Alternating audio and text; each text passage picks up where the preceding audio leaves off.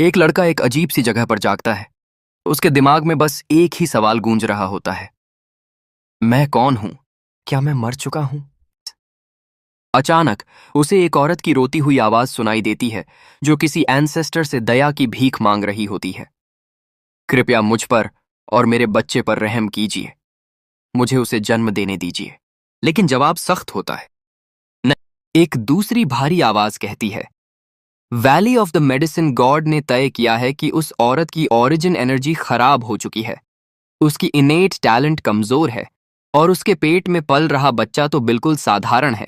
अगर ऐसा बच्चा लुओ क्लैन में पैदा हुआ तो पूरा क्लैन मजाक बन जाएगा। लड़का हैरान रह जाता है, ये आवाजें कौन हैं? और ये इनेट डिफिशिएंसी वाली बात क्या है? धीरे धीरे उसे एक डरावनी सच्चाई समझ आती है। वो किसी फैंटेसी वर्ल्ड में अनबॉर्न चाइल्ड बन चुका है। वो अपनी मां को देखता है, एक खूबसूरत लेकिन डरी हुई औरत जो उसके लिए लड़ रही है, और समझ जाता है कि वही बच्चा है जिसके बारे में सब डिफेक्टिव फीटस कह रहे हैं। एल्डर जुंग जो ठान चुका है कि वो इस बच्चे को छोड़ देंगे। लड़का सोचता है, क्या इस दुनिया में ताकत ही सब कुछ है, जहां कमजोर को पेट में ही त्याग दिया जाता है? फिर शांतियन पूछती है, क्या तुम ये फैसला मानती हो? जब उसकी मां विरोध करती है तो शांतियन उसे ताना देती है, तेरा बच्चा तो टूटे हुए रूट बोन्स वाला है, वो हमारे क्लैन की किस्मत और रिसोर्सेज बर्बाद करेगा। यूनिवर्स फीटस को देखो, वो तो एक सेलेस्टियल बॉडी है। मां गुस्से में जवाब देती है, वो मैं ही थी जिसने अपनी ट्रू एनर्जी तुम्हारे बेटे को बचाने के लिए दी थी जब वो मरने वाला था, और उसी वजह से मेरे बच्चे के रूट बोन्स कमजोर हुए। शांतियन ठंडी आवाज में कहती है, तो अब तेरे पास सिर्फ दो रास्ते हैं, या तो इस बच्चे को छोड़ दे या लुओ क्लैन छोड़ दे। मां के चेहरे पर सदमा साफ दिखता है। उधर पेट में पलता बच्चा सोचता है, कैसे लोग हैं ये जो एक मां को ऐसे दो टुकड़ों में बांट रहे हैं? लेकिन अगले ही पल उसकी मां जंग चीशिन सिर उठाकर कहती है, ठीक है, मैं इस क्लैन को छोड़ दूंगी। आज से मेरा और मेरे बच्चे का लुओ क्लैन से कोई लेना देना नहीं। एल्डर और शांतियन दोनों सन्न रह जाते हैं। वो अपने पेट पर हाथ रखती है और धीरे से कहती है, अब हमारी जिंदगी, हमारी मौत सिर्फ हमारी होगी। अंदर से बच्चा प्रण लेता है, मां, मैं कमजोर सही, पर मैं मेहनत करूंगा। हम दोनों अपनी इज्जत खुद कमाएंगे। जैसे ही वो ये संकल्प लेता है, उसके सामने अचानक एक इलेक्ट्रॉनिक सिस्टम प्रकट होता है। Late bloomer system activated. वो हैरान रह जाता है, सिस्टम, मुझे सिस्टम मिल गया। और लेकिन फिर उसे गुस्सा आता है, रुको जरा, मैं तो अभी पैदा भी नहीं हुआ और ये सिस्टम मुझे लेट ब्लूमर बोल रहा है। सिस्टम जवाब देता है, पूरा नाम है system of late blooming greatness. लड़का आंखें घुमाता है, मतलब तुम चाहते हो कि मैं पेट में रहते ही मेहनत शुरू कर दूं? फिर मजाक में सोचता है, यह सिस्टम तो 300 साल पहले आ गया। अचानक सिस्टम उसे उसकी ट्रैजिक फ्यूचर दिखाता है। वो और उसकी मां लोगों की हंसी का पात्र बन चुके हैं, कल्टीवेशन नहीं कर पाते और हर कोई उनका मजाक उड़ाता है। उसका हाफ ब्रदर डाओ हासिल कर लेता है, जबकि वो सिर्फ अपनी मां से भीख मांगकर मिले पिल्स से जिंदा रहता है। और तब जाकर मां की मौत के बाद उसके अंदर फिर से उठती है डिफाई फेट की आग। वो चीखता है, नहीं, मैं ये किस्मत नहीं मानता। सिस्टम, इसे बंद करो। सिस्टम कहता है, क्योंकि तुमने जन्म से पहले ही अपने भाग्य को बदलने की ठान ली है। सिस्टम ने खुद को तुम्हारे साथ बाइंड कर लिया है। और फिर एक नया मिशन सामने आता है, अ बिगिनर्स मिशन। पहली बार खुद से कल्टिवेट करो और अपनी मां को अमेज करो। Reward, fusion with the archaic sacred body. लड़का मुस्कुराता है और सोचता है, अगर मेरे पास ये पावर है तो मैं किस्मत को रीराइट करके दिखाऊंगा। मैं वो चमत्कार बनूंगा जो स्वर्गों को हिला देगा। पेट में रहते हुए ही जांग वोंग ने अपनी नई मिली ताकत का फायदा उठाना शुरू कर दिया। वो फीटल ब्रीदिंग के जरिए बहुत आसानी से स्पिरिचुअल एनर्जी को अपने शरीर में सर्कुलेट करने लगा। उसकी मां जांग चीशिन अचानक अपने पेट में कुछ अजीब सी एनर्जी मूवमेंट महसूस करती है और हैरान होकर सोचती है, क्या मेरा बच्चा अभी से कल्टीवेशन शुरू कर चुका है? तभी सिस्टम की आवाज गूंजती है, mission complete. Archaic sacred body fusion शुरू हो रहा है। अचानक चारों ओर एक दिव्य चमक फैल जाती है। बाहर आसमान में लाइटनिंग जैसी एनर्जी चमकने लगती है। मां की चेतना के अंदर उसे पुराने एंशिएंट एम्परर्स के दृश्य दिखने लगते हैं, ऐसे शक्तिशाली बीइंग्स जिनके सामने हीरोज भी तुच्छ लगते हैं। उसी पल उसे अपने अंदर गोल्डन स्पिरिचुअल एसेंस बहती हुई महसूस होती है, जो उसके टूटे हुए फाउंडेशंस को ठीक करने लगती है। वो हैरान है, ये कैसे हो सकता है? मेरा बच्चा तो डिफिशिएंट कहा गया था, फिर ये डिवाइन एनर्जी कहां से आ रही है? सिस्टम अब उसे कल्टीवेशन का पूरा रास्ता समझाने लगता है। कल्टीवेशन की यात्रा 3 रेल्म्स से शुरू होती है: ब्लड ट्रांसफॉर्मेशन, केव हेवन और स्पिरिट मैनिफेस्टेशन। हर रेल्म में 10 लेवल्स होते हैं। अगर कोई एडल्टहुड से पहले स्पिरिट मैनिफेस्टेशन तक पहुंच जाए तो उसे सुप्रीम जीनियस कहा जाता है, और जो अपने एडल्टहुड से पहले वेनरेबल रेल्म तक पहुंच जाए वो तो मिरेकल अमंग मिरेकल्स होता है। वही असली डेस्टिनी है। सिस्टम उसके नए स्टेटस को दिखाता है। नेम जंग Wong body type, archaic sacred body realm, blood transformation level 1। मुस्कुराकर कहता है, यही है वो पल जब मैं अपनी किस्मत को रीराइट करूंगा।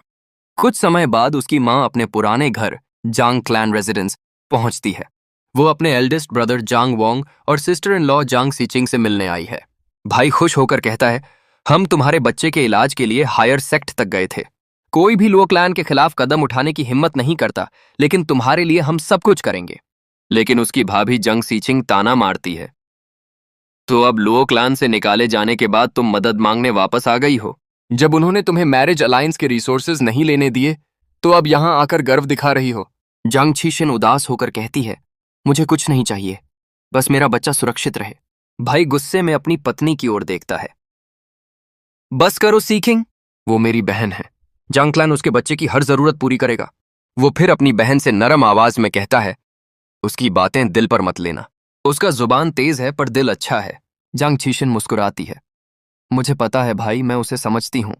उसी वक्त पेट में पल रहा जांग वोंग सोच रहा था, मुझे लगा था मां को यहां भी ताना सुनना पड़ेगा, लेकिन यहां तो माहौल गर्मजोशी और प्यार से भरा है। ये जंग क्लैन तो लुओ क्लैन से कहीं ज्यादा अच्छा है। अचानक कमरे में कुछ लोग प्रवेश करते हैं। उसके ग्रैंड पेरेंट्स लौट आए हैं और उनके साथ एक खास शख्स भी है, सेज मियाओ, जो पैलेस ऑफ क्रिएशन सेज से आई हैं। जंग वोंग अंदर से दंग रह जाता है। वाओ, ये तो सच में शांक्सिया फैंटेसी वर्ल्ड की गॉडेस लग रही हैं। तभी उसका सिस्टम फिर से चमकता है। New mission detected, let blooming greatness. Zhang Wong समझ जाता है कि सिस्टम हर बार किसी शक्तिशाली व्यक्ति के प्रकट होने पर एक्टिवेट होता है। वो सोचता है, अगर मैं अभी सेज मियाओ के सामने अपनी प्रतिभा दिखाऊं तो ये लोग मेरी मां की अहमियत जरूर समझेंगे। वो मुस्कुराकर कहता है, ठीक है सिस्टम, देखते हैं इस बार किस्मत मेरे लिए क्या रीराइट करने वाली है। मां जंग चीशिन आगे बढ़ती है और आदरपूर्वक झुककर कहती है, सेज मियाओ, कृपया मेरी मदद कीजिए। मेरा बच्चा कमजोर है, कोई भी उसे बचा नहीं सका। वहीं पेट में पल रहा जांग वोंग मुस्कुराता है, कमजोर? चलो देखते हैं। इस बार मैं तुम्हें अपने आर्केइक सेक्रेड बॉडी की असली ताकत दिखाता हूं। सेज मियाओ सबको बाहर जाने को कहती है। तुम सब बाहर रुको, मैं मरीज के साथ अकेले जांच करूंगी। चिंता मत करो, मैं कोई स्पिरिचुअल पावर इस्तेमाल नहीं करूंगी। बच्चा अभी बहुत नाजुक है। वो मां की कलाई पर हाथ रखती है और जैसे ही ऐसा करती है उसका चेहरा पूरी तरह बदल जाता है।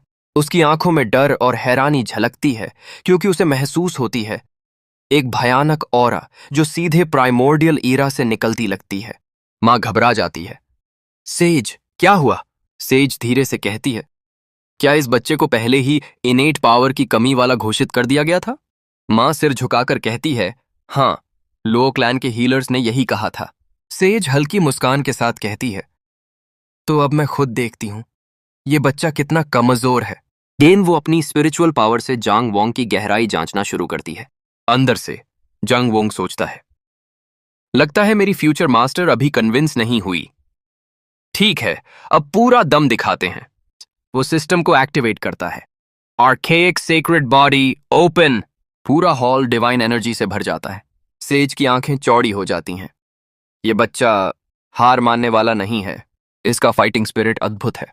अगर मैं आज यहां नहीं आती तो दुनिया ने एक बेमिसाल प्रतिभा खो दी होती। मां जंग चीशिन बिल्कुल निशब्द रह जाती है। कोई नहीं जानता था कि उसके बेटे की डिफेक्टिव बोन्स के पीछे डिवाइन लेगेसी छुपी है। सेज कहती है, मैं अपनी special treasure the truth mirror का इस्तेमाल करूंगी। ये हर चीज की असली प्रकृति दिखा देता है।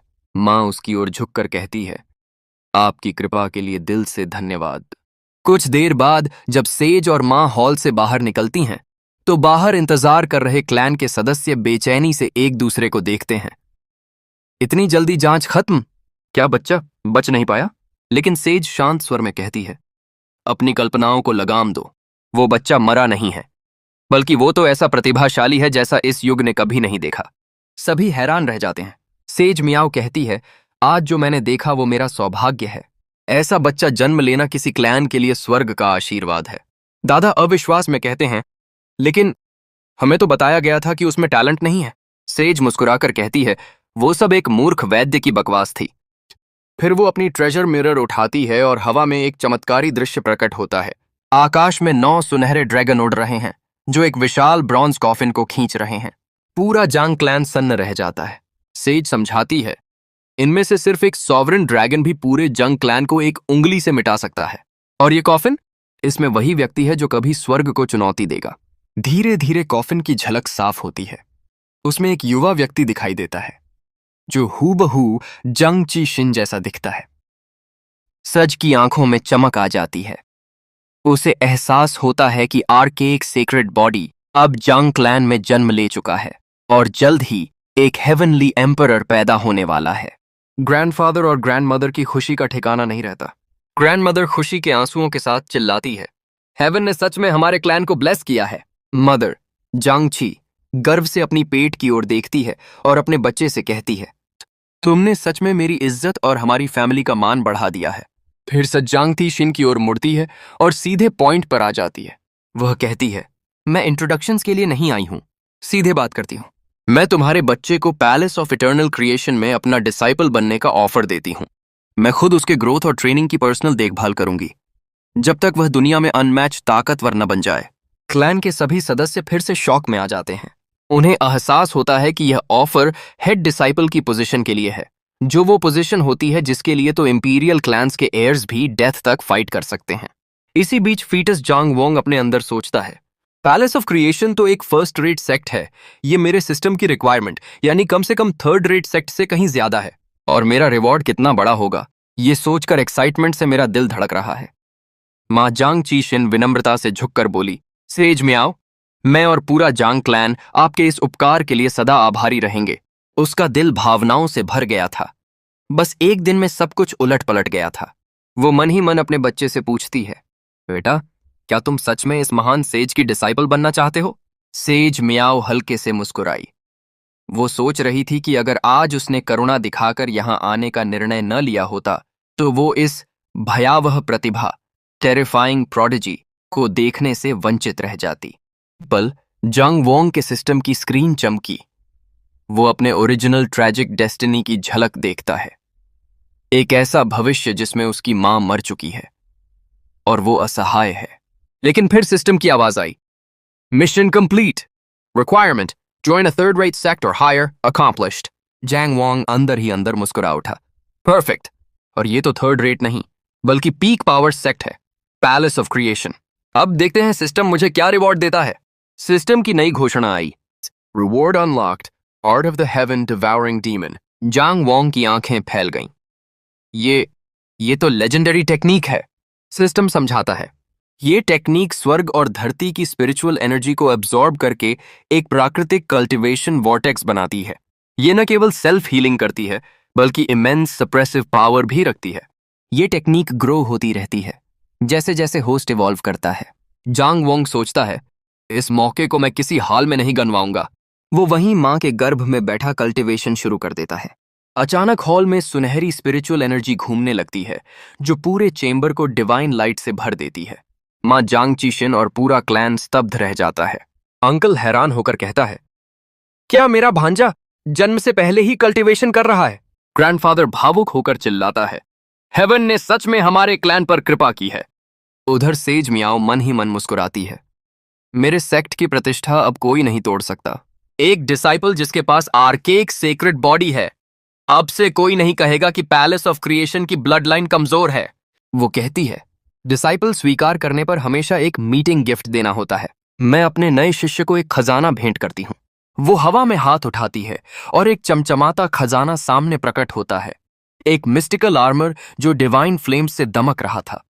जांग वोंग अंदर ही अंदर कॉन्फिडेंट था। मेरे सीक्रेट बॉडी और हेवन डिवाउरिंग आर्ट के सामने कोई भी ट्रेजर तुरंत सरेंडर कर देगा। वो अपनी स्पिरिचुअल कॉन्शियसनेस से ट्रेजर को समन करता है और सबके सामने वो आर्मर उड़ता हुआ मां के गर्भ में प्रवेश कर जाता है। पूरा हॉल सन्न रह जाता है। सेज मियाओ की आंखें चौड़ी हो जाती हैं। एक अजन्मा बच्चा ट्रेजर को खुद से एक्नॉलेज कैसे करवा सकता है? लेकिन चमत्कार यहीं खत्म नहीं होता। सिस्टम फिर बोलता है, treasure fusion detected, commencing upgrade protocol. Armour चमकने लगता है और उसकी डिवाइन फ्लेम धीरे धीरे गहरे नीले रंग में बदल जाती है। सिस्टम घोषणा करता है, upgrade complete, treasure evolve to innate spirit treasure, heaven earth fire suppression armour. पूरा जंग क्लैन स्तब्ध रह जाता है। सेज मियाओ खुद सोच में पड़ जाती है। मैं तो इसे मर्ज करने में मदद करने वाली थी, पर इस बच्चे ने न सिर्फ ट्रेजर को सबड्यूट किया बल्कि उसे खुद अपग्रेड भी कर दिया। वो मुस्कुराकर कहती है, अब इस बच्चे को कोई साधारण कल्टीवेटर कभी नुकसान नहीं पहुंचा सकेगा। इस आर्मर के साथ ये सच में स्वर्ग की संतान है। सेज मियाओ गंभीर स्वर में कहती है, जब जांग वोंग केव हेवन रेल्म तक पहुंचेगा तब मैं खुद लौट कर आऊंगी। उसे अपने साथ सेक्ट ले जाऊंगी और कल्टीवेशन की असली दुनिया दिखाऊंगी। क्लान के सदस्य झुककर धन्यवाद देते हैं और जांग चीशिन की आंखों में गर्व के आंसू हैं, लेकिन उनकी खुशी ज्यादा देर नहीं टिकती। 3 दिन बाद ग्रेट सिया डिवाइन डायनेस्टी के सैनिकों का एक दस्ता जांग क्लैन हॉल के दरवाजे तोड़ते हुए अंदर घुस आता है। जांग क्लैन के मुखिया कहाँ हैं? सैनिकों का कप्तान दहाड़ता है, सम्राट का आदेश है, तुरंत बाहर आओ। जांग चीशिन ने जैसे ही दरवाजे तोड़कर आते सैनिकों को देखा, वो तुरंत समझ गई, तो खबर उन तक पहुंच ही गई। वो मन में बुदबुदाई, वे जरूर हमारे लुओ क्लैन से निष्कासन की बात जान चुके हैं और अब वे सगाई तोड़ने आए हैं। उधर उसके गर्भ में पल रहा जांग वोंग ठंडी हंसी हंसता है। क्लासिक प्लॉट, अब सगाई तोड़ रहे हैं? ठीक है, जिस पल मैं जन्म लूंगा तुम्हारा पूरा शिया डायनेस्टी पछताएगा। सैनिकों का नेता आगे बढ़ा, मैं जनरल वुई हूं और मैं यहां पुराने विवाह अनुबंध के बारे में बात करने आया हूं। जांग क्लैन के अंकल ने गुस्से से दहाड़ा, हमारे हॉल में इस तरह घुसने की हिम्मत कैसे हुई तुम्हें? जनरल वुई ने ठंडे स्वर में घोषणा की, सम्राट के आदेशानुसार जांग क्लैन और ग्रेट सिया डायनेस्टी के बीच का विवाह अनुबंध रद्द किया जाता है। हॉल में सन्नाटा छा गया। अंकल गुस्से से कांप उठा, ये राजनीतिक विवाह तो तुम्हारे साम्राज्य ने मांगा था, अब ऐसे अपमानजनक तरीके से रद्द कर रहे हो। वुई ने तिरस्कार भरे स्वर में कहा, जांग चीशिन के निष्कासन की खबर चारों दिशाओं में फैल चुकी है। तुम्हारा बच्चा अब वैध उत्तराधिकारी नहीं रहा। हमारे महान साम्राज्य को तुम्हारे जैसे छोटे परिवार से क्या लेना देना? गर्भ के भीतर जांग वोंग व्यंग्य से मुस्कुराया, कमजोर जन्मजात जड़, डिफिशिएंट रूट। देखते हैं, जब मैं पैदा होऊंगा तब यही साम्राज्य घुटनों पर झुकेगा और उनकी प्रिंसेस मेरे चरणों में विवाह का प्रस्ताव रखेगी। जनरल वुई ने आगे कहा, हमारे सम्राट ने दया दिखाई है कि मैं खुद आया हूं, नहीं तो तुम सबको महल में घुटनों पर रेंगते हुए होना चाहिए था। हमारी राजकुमारी किसी डिफिशिएंट रूट से नहीं बल्कि एक इंपीरियल ब्लड लाइन से विवाह करेगी। अंकल ने तलवार खींच ली, तुमने हमारे घर में घुसकर हमारे बच्चे को गाली दी, तुम्हारा सिर यहीं गिरेगा। जनरल वुई हंस पड़ा, तुम लोग अभी तक अपनी स्थिति समझे नहीं। वो हमला करने को बढ़ा। उसका स्पिरिचुअल स्ट्राइक सीधा गर्भवती मां की ओर गया। जांग वोंग के भीतर क्रोध उफान पर था। मेरी मां पर हमला, मेरे सामने। अचानक हवा में एक विशाल स्पिरिचुअल हैंड उभरा और वुई का हमला उसी क्षण रुक गया। जनरल वुई पीछे उछलते हुए चिल्लाया, कौन है? बाहर आओ, मिंग एल्डर्स, सामने आओ। 2 बूढ़े आदमी प्रकट हुए, काले वस्त्रों में, नुकीली आंखों वाले। वे हंसते हुए बोले, ओह, जैंग परिवार अभी भी जिंदा है? जनरल वुई ने गर्व से कहा, ये हैं श्वान मिंग एल्डर्स, हमारे दरबार के कल्टीवेटर्स। जांग क्लैन का ग्रैंडफादर गुस्से में कांप उठा, तुम लोग उन बदनाम भूतों के साथ मिल गए, तुम्हें कोई शर्म नहीं आती? एक एल्डर गुर्राया, बूढ़े कुत्ते, तेरी औकात है मुझसे बात करने की? वो हमला करता है। अंकल को बचाने के लिए ग्रैंडफादर कूदता है, लेकिन टकराव की ताकत से दोनों पीछे फेंक दिए जाते हैं। दूसरा एल्डर मौका देखकर गर्भवती जांग चीशिन की ओर तलवार छोड़ देता है। देखता हूं अब तुम सबको कौन बचाता है। अचानक सिस्टम की आवाज गर्भ के भीतर गूंजती है, fatal threat detected, emergency mission protect the mother, fail else death. Jang Wong की आंखों में सुनहरी ज्वालाएं चमक उठीं। एक गर्भवती स्त्री पर वार करना, यह तो घोर पाप है। इस वो हेवन डिवाउरिंग डीमन आर्ट सक्रिय करता है। एक भयावह स्पिरिचुअल वॉर्टेक्स घूमने लगता है जो सीधे एल्डर्स के हमले को निगल लेता है। दोनों एल्डर दहशत में चिल्ला उठे, मेरी शक्ति कहां गई? ग्रैंडफादर हैरान होकर सोचता है, किसने हमारी मदद की? कौन सी ताकत ने यह किया? दोनों एल्डर अब एक साथ हमला करते हैं। उनके चारों ओर नीले गोस्टली हैंड्स बनते हैं जो पूरी हवेली को ढक लेते हैं। जैंग वंग गरजता है, तुम सबकी अंत्येष्टि अब मैं करूंगा। दिन वो अपनी इनेट स्पिरिट ट्रेजर को सक्रिय करता है।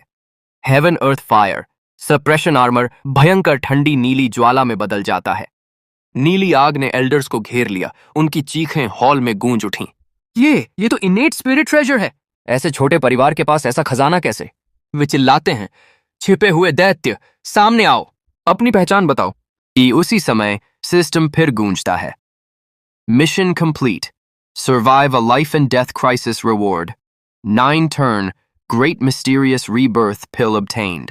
सिस्टम बताता है, यह गोली आध्यात्मिक शक्ति को तुरंत पुनर्स्थापित करती है।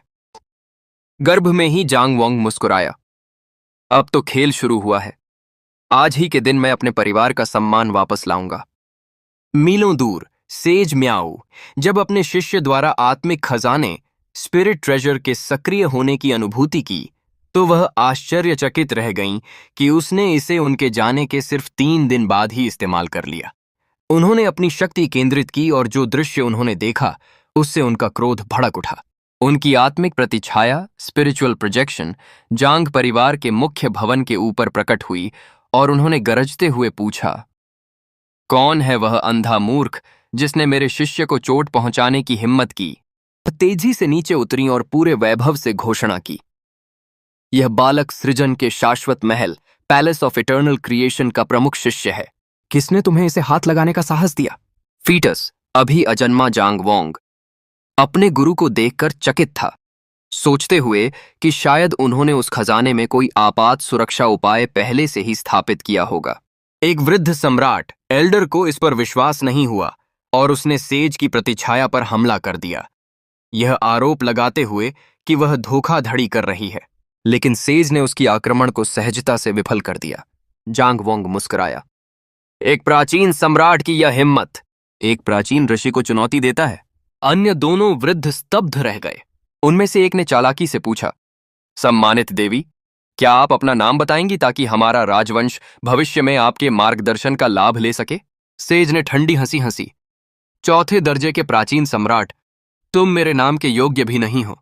उसी क्षण जांग परिवार के दादा ने उस आत्मिक सारस स्पिरिट क्रेन को सक्रिय किया जो सेज ने पहले छोड़ा था। सारस ने एक वृद्ध पर हमला किया और उसे बुरी तरह घायल कर जमीन पर पटक दिया। जनरल वुई यह देखकर भयभीत रह गया। सिर्फ दिव्य चेतना का एक प्रतिबिंब ही एक प्राचीन सम्राट को दबा रहा है। यह महिला सच में सृजन के महल से है। अब उसे एहसास हुआ कि जिस जांग परिवार के लड़के को वे मर्त्य जड़ समझते थे वही अब उस दैवीय महल में प्रवेश करेगा। वहीं जांग वोंग सोच रहा था, अब पछताने से क्या होगा? पराजित वृद्ध ने जनरल से भागने को कहा। जनरल भय से कांपते हुए बोला, यह असंभव है। लुओ कबीले, लुओ क्लैन के मूर्खों ने ऐसे प्रतिभाशाली व्यक्ति को त्याग दिया जो सृजन महल में जा सकता था। उन्होंने महान शिया वंश सेया डायनेस्टी पर विनाश ले आए हैं। जांग परिवार के दादा ने सेज से विनती की, कृपया इन्हें जीवित रहने दें ताकि ये स्वयं देख सकें कि मेरा पोता भविष्य में किस चमत्कार का सृजन करेगा। सेज ने सहमति दी और कहा, जाकर अपने राजवंश को संदेश देना। जांग परिवार और महान शिया वंश के बीच का विवाह अनुबंध निरस्त अनल्ड किया जाता है। यह सुनकर जांग वोंग मन ही मन खुश हुआ, सोचते हुए कि शायद उसकी गुरु उसकी मदद करना चाहती हैं। लेकिन तभी सेज ने पुनः कहा, रुको, यह विवाह अनुबंध निरस्त करने का अधिकार तुम्हारा नहीं, मेरे शिष्य का है। उन्होंने अपनी ऊर्जा फैलाई जिससे सैनिक पीछे फेंक दिए गए और वह अनुलन दस्तावेज उन पर फेंकते हुए बोलीं, मेरे शिष्य ने ही तुम्हारे राजवंश की राजकुमारी से विवाह करने से इनकार किया है। वह गरज उठीं, अब तक यहां खड़े क्यों हो? चले जाओ। और जाते जाते चेतावनी दी, सगाई के उपहार लौटाना मत भूलना, नहीं तो मैं स्वयं आकर ले जाऊंगी। जनरल और सैनिक भयभीत होकर सिर झुकाकर चले गए। उनके जाने के बाद जांग परिवार के सदस्य सेज के सामने झुक गए। चाचा ने कहा, गुरुवर, यदि आपने आत्मिक खजाना सक्रिय न किया होता तो हमारा परिवार नष्ट हो गया होता। दादा ने आगे बढ़कर गहरी कृतज्ञता व्यक्त की। सेज मुस्कुराई। कृतज्ञता की आवश्यकता नहीं। अब जब मैंने जांग वोंग को अपना शिष्य स्वीकार कर लिया है तो तुम्हारे परिवार के विषय अब मुझसे जुड़े हुए हैं। फिर उन्होंने जोड़ा, पर यह मत कहना कि मैंने आत्मिक खजाना प्रयोग किया। यह तो मेरे शिष्य का ही कार्य था। इस पर आत्मिक सारस हंस पड़ा। मेरी मालकिन तो सीधी सादी हैं। वह कभी अपने शिष्य का श्रेय नहीं लेंगी। सेज ने छोटे पोते की ओर देखते हुए कोमल स्वर में कहा, जांग परिवार अपनी पूरी शक्ति और संसाधन तुम्हारे लिए समर्पित करेगा। यह सुनकर गर्भ में स्थित जांग वोंग फीटस भावुक हो गया। उसके मन में एक गर्माहट भरी भावना उठी। गुरुजी, आप ही मेरी सच्ची मार्गदर्शक हैं। दादाजी ग्रैंडफादर समझ गए कि सेज कुछ और कहना चाहती हैं। उन्होंने बाकी सभी को बाहर जाने का संकेत दिया ताकि वह उनसे निजी तौर पर बात कर सकें। जब कक्ष में केवल वे दोनों रह गए, दादा ने गंभीर स्वर में पूछा, माननीय सेज, कृपया बताइए, मेरे पोते की ऐसी कौन सी शारीरिक प्रकृति कॉन्स्टिट्यूशन है जिसने उसे गर्भ में रहते हुए आत्मिक खजाने का उपयोग करने की शक्ति दी? सेज कुछ क्षण मौन रहीं, फिर बोली, यह बालक आदिम पवित्र शरीर, आर्केइक सेक्रेड बॉडी का धारक है। दादाजी स्तब्ध रह गए। उनका मुख खुला का खुला रह गया। आदिम पवित्र शरीर? यह तो लाखों वर्षों से लुप्त था। सेज ने सिर हिलाया और बोली, हाँ, मैं स्वयं भी नहीं जानती कि वह गर्भ में रहकर खजाने को कैसे नियंत्रित कर सका। ऐसा शरीर आखिरी बार लाखों वर्ष पहले प्रकट हुआ था। अब जब यह बालक गर्भ में रहते हुए ही साधना आरंभ कर चुका है तो उसके जन्म के समय उसकी शक्ति कैसी होगी, इसका अनुमान लगाना असंभव है। दादाजी की आंखों में आंसू आ गए। वह हर्ष से बोले, स्वर्ग ने सचमुच हमारे कबीले पर कृपा की है। जांग परिवार का भाग्य अब बदलने वाला है। सेज ने मुस्कुराते हुए चेताया, किंतु ध्यान रहे, आदिम पवित्र शरीर को साधने के लिए असंख्य संसाधनों की आवश्यकता होगी, और जब तक वह सृजन महल पैलेस ऑफ क्रिएशन में प्रवेश नहीं करता तब तक उसकी नींव को किसी भी हालत में कमजोर नहीं पड़ने देना चाहिए। दादाजी ने गंभीरता से सिर झुकाया। आपके उपदेश के लिए धन्यवाद देवी। जांग परिवार अपनी पूरी सामर्थ्य लगा देगा ताकि वोंग की नींव अटल और स्थिर रहे। बाहर से चाची की आवाज आई, यह तो उत्सव का अवसर है। अब हमारे परिवार का उदय निश्चित है। चाचा ने उत्साह से कहा, और लुओ कबीला, उन्हें अपने निर्णय पर जीवन भर पछताना पड़ेगा। गर्भ में स्थित जांग वोंग हाल की घटनाओं पर विचार करता है और मन ही मन निष्कर्ष निकालता है, यह संसार सचमुच शक्ति द्वारा संचालित है। मेरी सुंदर गुरुजी ने बस अपनी उंगली भी नहीं उठाई और उनके शत्रु घुटनों पर आ गए। यदि मुझे इस दुनिया में जीवित रहना है तो मुझे जीत सिर्फ जन्म के बाद नहीं बल्कि गर्भ से ही आरंभ करनी होगी। एक कुछ समय बाद जांग परिवार के सभी सदस्य उनके प्राचीन कुल पूर्वज एंसेस्टर का स्वागत करने एकत्र होते हैं। पूर्वज गंभीर स्वर में कहते हैं, मैं बच्चे की दैवीय शारीरिक प्रकृति के बारे में सुन चुका हूं। यह वरदान असंभव शक्ति तो देता है, पर इसके पोषण के लिए असीम संसाधनों की आवश्यकता होगी। इसलिए मैं अपना समस्त निजी भंडार इस बालक को समर्पित करता हूं। माता जांग तिशिन तुरंत विरोध करती हैं। पूर्वज, आप स्वयं की साधना के लिए कुल की संपत्ति का आधा भाग उपयोग करते हैं। यदि आप सब कुछ त्याग देंगे तो पूरा परिवार अपनी शक्ति इसी एक बच्चे पर खर्च कर देगा। लेकिन पूर्वज मुस्कुराते हैं और कहते हैं, निर्णय हो चुका है। यह बालक जांग वंश का भविष्य है। वह सेज मियाओ द्वारा दिए गए दिव्य संसाधन भी उसके लिए सौंप देते हैं। मां आंसुओं से भीगी आंखों से प्रणाम करती हैं। आपका यह उपकार मैं अपने पुत्र की ओर से सदा स्मरण रखूंगी। दो इसी क्षण जांग वोंग के सिस्टम से नई सूचना आती है। मिशन जारी। 1 माह तक निरंतर साधना करो और अपने पूर्वज को प्रभावित करो।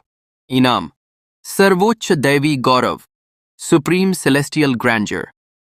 सिस्टम समझाता है कि यह गौरव केवल उन प्राचीन शक्तिशाली अस्तित्वों में जन्म लेता है जिनके भीतर एक दैवीय जन्मजात शक्ति, इनेट डिवाइन एबिलिटी होती है। जांग वोंग उत्साहित हो उठता है। वह सोचता है, अब मेरे पास पर्याप्त संसाधन है और स्वर्ग भक्षण दानव कला, हेवन डिवाउरिंग डीमन आर्ट। यदि मैं आत्म प्रकट स्तर स्पिरिट मैनिफेस्टेशन रेल्म तक पहुंच जाऊं तो जन्म से पहले ही मैं अपने पूर्वज को चकित कर दूंगा। ये वह तत्काल गहन साधना में लीन हो जाता है। 1 माह बीत जाता है। पूर्वज, जो पूरे समय उसकी रक्षा कर रहे थे, अचानक बेचैन महसूस करते हैं और निर्णय लेते हैं कि अब उसके प्रगति स्तर की जांच करें। जैसे ही वे उसकी आध्यात्मिक स्थिति का निरीक्षण करते हैं, वे स्तब्ध रह जाते हैं। यह कैसे संभव है? उसने केवल 1 महीने में आत्म प्रकट अवस्था का शिखर, peak of spirit manifestation realm, प्राप्त कर लिया। उसी समय गर्भ में बैठा जांग वोंग मुस्कुराता है। वह सोचता है, मैं तो यह स्तर 3 दिन पहले ही पार कर चुका हूं। शायद आज मैं वंदनीय अवस्था, वेनरेबल रेल्म में प्रवेश कर सकूं। सिस्टम तुरंत घोषणा करता है कि पूर्वज को प्रभावित करो, मिशन पूर्ण हुआ। एक स्वर्णिम प्रकाश के साथ इनाम प्रकट होता है, सर्वोच्च दैवी गौरव। एक दिव्य कंकाल, स्पिरिचुअल स्केलेटन प्रकट होता है, जिसकी आभा मात्र से ही जांग वोंग की आध्यात्मिक बाधाएं टूट जाती हैं। सिस्टम स्वचालित रूप से इस गौरव को उससे मिलाना शुरू करता है। जांग वोंग मुस्कुराते हुए सोचता है, चलो इस बार पूर्वज को और चकित करते हैं। वह गौरव की शक्ति का सहारा लेकर अचानक वंदनीय अवस्था में प्रवेश का प्रयास करता है। दिव्य ऊर्जा के साथ एक बैंगनी प्रकाश उसके चारों ओर फैल जाता है। पूर्वज घबराकर बोल उठते हैं, यह बच्चा, क्या यह पागल हो गया है? इतनी जल्दी उन्नति उसके मूल को नुकसान पहुंचा सकती है। उसी पल मां को अपने गर्भ में एक विचित्र शक्ति का संचार महसूस होता है। प्रसव वेदनाओं से परे वह जानती है उसका बच्चा फिर एक सीमा रेखा पार कर रहा है। और फिर एक गगनभेदी गर्जना के समान ऊर्जा विस्फोट के साथ जांग वोंग की प्रगति पूर्ण हो जाती है। सिस्टम की घोषणा गूंजती है, तो ब्रेक थ्रू, नई दैवीय क्षमता प्राप्त, समय का शासन, लॉ ऑफ टाइम। वह महसूस करता है कि अब वह समय की गति को धीमा कर सकता है, अपने भीतर अनंत क्षणों को साधना के लिए बढ़ा सकता है। पूर्वज विस्मय में भर जाते हैं। उनके चारों ओर का वातावरण बदल जाता है। उनके पोते की आभा में समय के नियमों की झलक थी। वे आंसू बहाते हुए हंसते हैं। स्वर्ग ने सचमुच जांग परिवार पर अपनी कृपा बरसाई है। कुछ महीनों बाद जांग तिशिन प्रसव पीड़ा में है। परिवार के सभी सदस्य बाहर व्याकुल प्रतीक्षा कर रहे हैं। 3 घंटे की यातना के बाद दाई चिल्लाती है, धैर्य रखो, बस कुछ ही क्षण शेष हैं। और जैसे ही नवजात की पहली चीख गूंजती है, सिस्टम घोषणा करता है, तेरी स्तर प्राप्त, जन्मजात प्राचीन अमर अवस्था, इनेट एंशिएंट इमॉर्टल रेल्म। जांग वोंग के जन्म के क्षण में आकाश कांप उठा, नक्षत्रों ने दिशा बदल ली और दिव्य संगीत जैसी गूंज पूरी धरती पर फैल गई। स्वर्गिक बादलों के बीच से असंख्य महान हस्तियां उतर आईं। हर कोई उस अलौकिक जन्म की ऊर्जा को महसूस कर रहा था। रहस्यमय प्रकाश से घिरे आकाश को देख लोग आपस में कानाफूसी करने लगे। कैसे एक साधारण सच्चे अमर, ट्रू इमॉर्टल के जन्म से इतना बड़ा स्वर्गिक हलचल मच सकता है?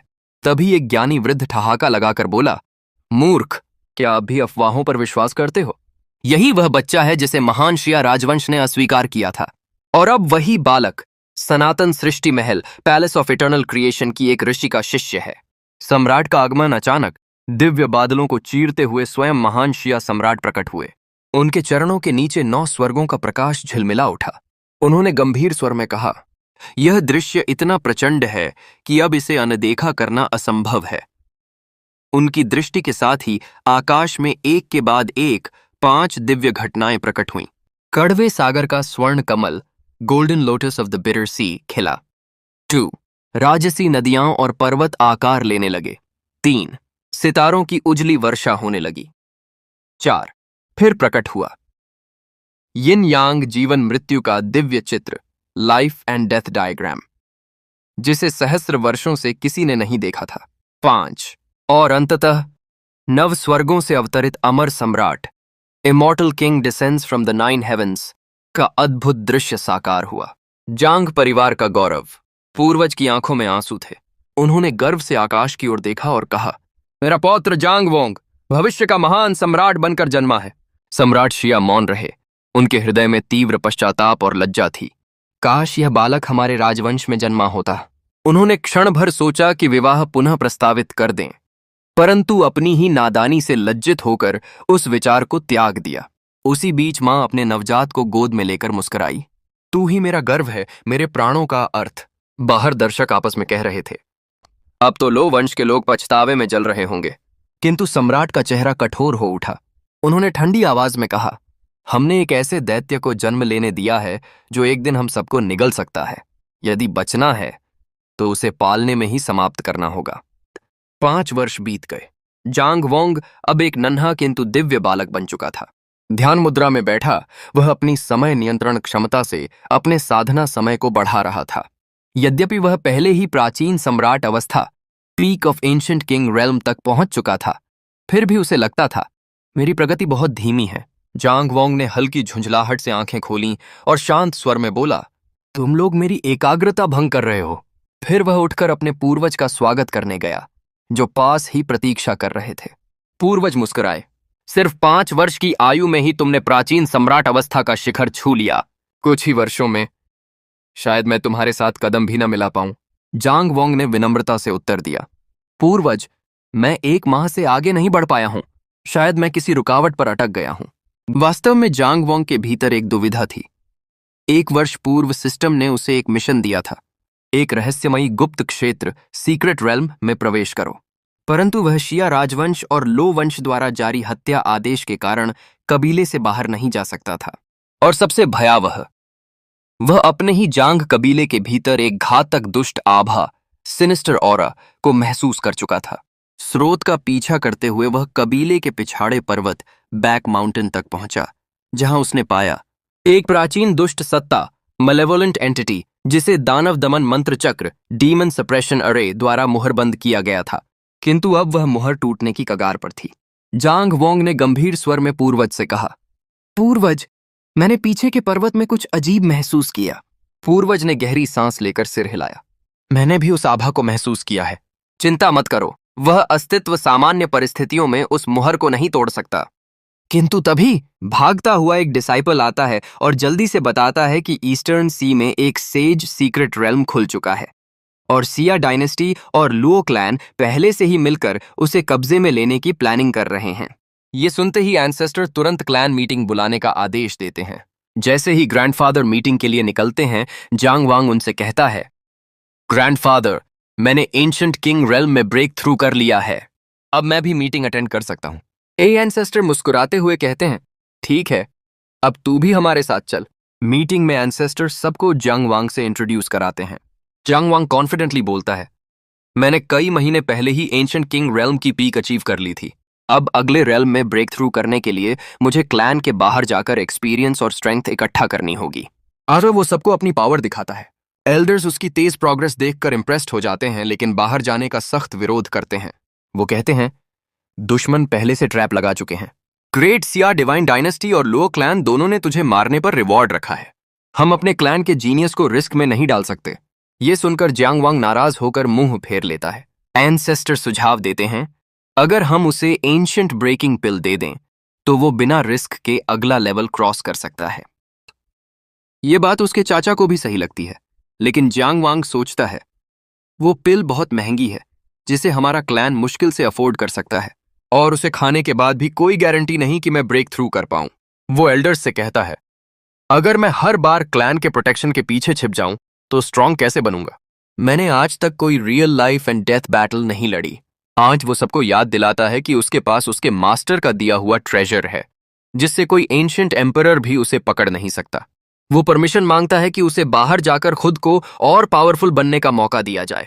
ये सुनकर उसका चाचा गुस्से से कहता है, तू अभी सिर्फ 5 साल का है और तुझे लाइफ एंड डेथ फाइट्स करनी है? जांग वांग उसकी तरफ गुस्से से देखता है।